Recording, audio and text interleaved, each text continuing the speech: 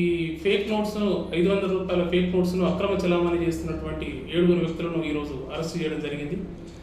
పూర్వాపరాల్లోకి వెళ్ళినట్లయితే గాంధారి పోలీస్ స్టేషన్లో చెద్మత్ తండాలో లక్ష్మమ్మ భోగ్ భండార్ జాతర అని ప్రతి సంవత్సరం సంక్రాంతి దినాలలో అంటే 13, 14, 15 తారీఖులలో ఈ సంవత్సరం జాతర జరిగింది. ఆ జాతర సందర్భంలో భక్తులు ఈ కానుకలు ఆ హుండీలో కానుకలు వేయడం జరుగుతుంది.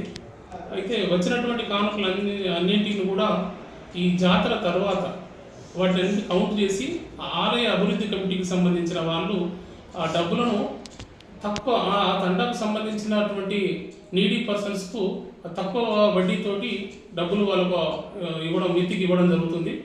అలా తీసుకున్న సందర్భంలో ఎవరైతే డబ్బులు తీసుకుంటారో అప్పుగా తీసుకున్న వాళ్ళ నోట్ల నుంచి 2-3 నోట్లు మాత్రము ఈ 500 రూపాయల నోట్లు ఫేక్ నోట్స్ రావడం జరిగింది.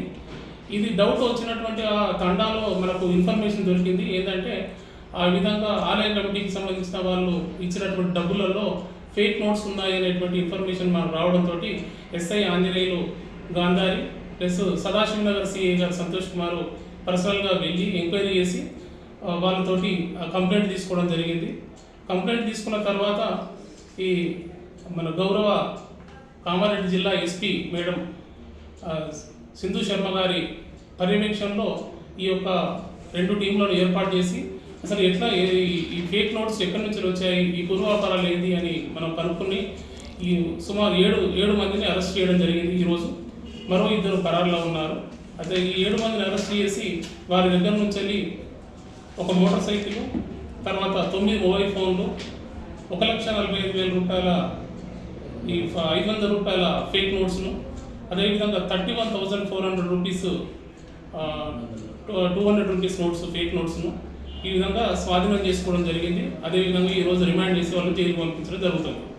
అయితే ముఖ్యంగా ఈ ఫేక్ నోట్స్కు సంబంధించి ప్రతి సంవత్సరము అక్కడ లక్ష్మమ్మ జాతర అని ఈ లబానా సమాజకు సంబంధించినటువంటి ఆరాధ్య దేవత లక్ష్మమ్మ టెంపుల్, ఆ టెంపుల్లో ప్రతి సంవత్సరము ఆలయ వార్షికోత్సవంలో భాగంగా ప్రతి సంవత్సరం 3 రోజుల పాటు అక్కడ జాతర జరుగుతుంది.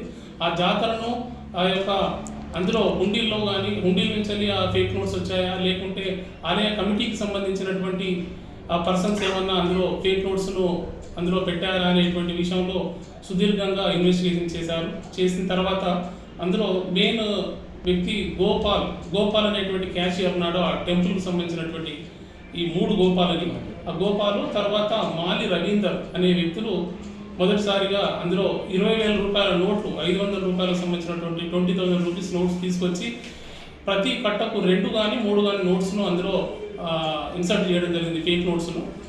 అయితే దీన్ని మనము ఆ సాంకేతిక ఆధారాలను బేస్ చేసుకొని అదేవిధంగా మన ఇన్వెస్టిగేషన్లో తర్వాత మనము పూర్తి వివరాలు మనం కనుక్కున్నట్లయితే వాళ్ళ యొక్క ప్రీవియస్ బ్యాక్గ్రౌండ్, వాళ్ళ యొక్క సిడిఆర్ డేటా, ఈ విధంగా సీసీటీవీ కెమెరా ఫుటేజెస్ ఆధారం తీసుకొని ఈ కేసును చాకచక్యంగా ఇన్వెస్టిగేషన్ చేసినటువంటి ఎస్ఐ ఆంజనేయులు, సిఐ సంతోష్ కుమార్ గారిని మన గౌరవ ఎస్పీ గారు అభినందించడం జరిగింది. అదేవిధంగా ఈ వీళ్ళకి సంబంధించినటువంటి క్రైమ్ టీము తర్వాత టెక్నికల్ యొక్క సపోర్ట్ చేసినటువంటి స్టాఫ్ అందరినీ కూడా అభినందించడం జరుగుతుంది. అదేవిధంగా ముఖ్యంగా ఇలాంటి ఫేక్ నోట్స్ను అంటే అతి తక్కువ సమయంలో డబ్బులు సంపాదించాలనే ఉద్దేశంతో ఫేక్ నోట్స్ను సరఫరా చేసేటువంటి వ్యక్తులు చట్టరీత్యా అది నేరం అని ఫేక్ నోట్స్ను సరఫరా చేయడం అనేది. ఇలా ఎవరైనా చేసినట్లయితే ఈ విధంగా వీరి మాదిరిగా ఎవరైనా చేసినట్లయితే వాళ్ళకు చట్టరీత్యా చర్య తీసుకొని వాళ్ళను రిమాండ్ చేయడం జరుగుతుంది. అదేవిధంగా వారి మీద నిఘా కూడా పెట్టడం జరుగుతుంది.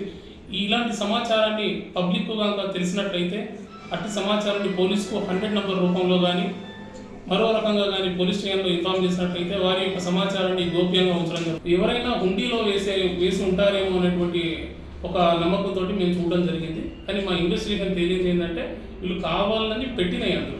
అంటే ఒక కట్టలో 2 నోట్లు కానీ 3 నోట్లు కానీ పెట్టడం ద్వారా పెద్దగా తెలిసే అవకాశం లేదని వాళ్ళ అనుమానంతో అట్లా అనుమానం రాకుండా ఆ విధంగా చేయడం జరిగింది. ఇది హుండీలో వచ్చినాయి కాదు, ఇది కావాలని అందులో ఎంప్లాయీ ఎవరైతే క్యాషియర్ ఉన్నాడో మరో వ్యక్తి ఇద్దరు కలిసి చేసినటువంటి పన్నాలు.